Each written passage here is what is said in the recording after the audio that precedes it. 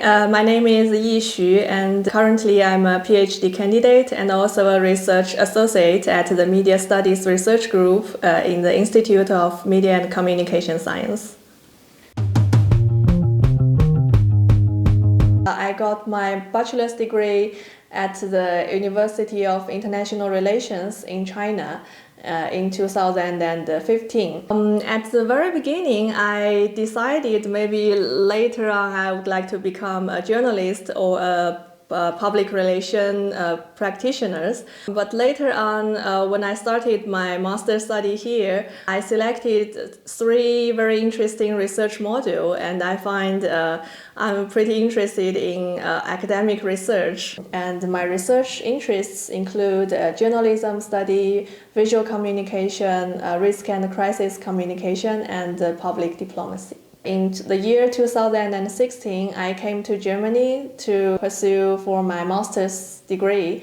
So I got enrolled in the Media and Communication Science master program here at TU IfMK. At that time, in the year 2018, I participated in one of the leading conference, the International Communication Association's annual conference. And this was quite interesting experience for me, and I feel interesting to share opinions and research ideas with all the scholars and researchers all over the world. So that's why I continued my study here. Currently, I'm working for a DFG-funded project.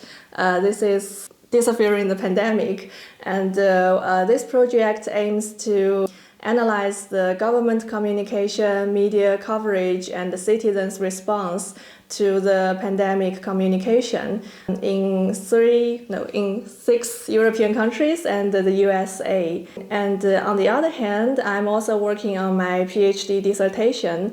The dissertation topic is multimodal news frames and national image. And based on this dissertation, I've already published one interesting article.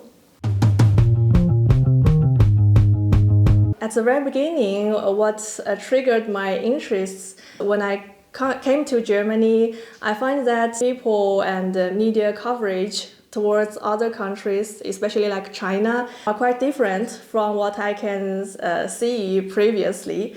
I think the basic assumptions of this article is that actually what we're reading from the news media is selected through routines of journalistic decisions. So what we can see from the news are actually produced by a series of journalists' decision on the content and the editor's decision on the purpose or perspectives of the interview, and also a series of selections in newsrooms on what kind of images or what kind of texts we are going to use. The topic multimodal news frame is a kind of trend in this research area.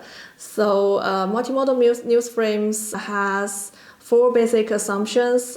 First is that news content is consisted of not only texts but also visual content, including the images, the video, and the sound. So the second assumption is that all kinds of these communication modes have specific communicative function. And the third one is the interrelationships between these communication modes, they can jointly have influence people's perception.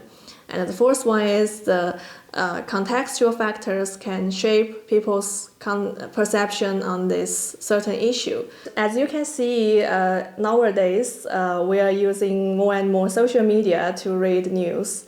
And if you compare newspaper and social media, newspaper there were a few news images, but if you look at the news on social media, there were more and more visual content, not only the still one, but also the dynamics like videos and short clips. In the research, we also find that the visual content of the news, this can trigger people's emotions more easily than text. And visual content can attract people's attention more, and visual content can express or cause more attitudinal or behavior actions. The master program here in TU now is quite international and also research-oriented. So students can select research modules. These are research seminars. And these courses, they can provide students with the opportunity to participate in these related topics or research, to experience the whole empirical studies process. And later on, we have this class. We may decide one topic that is related to multimodal news. And maybe students who are interested in this topic, they can select this kind of class and also conduct research in this related topic. If you enjoyed the video, please leave a like and subscribe. If you want to see more content, just look around on the channel or follow our social medias. They are linked in the description.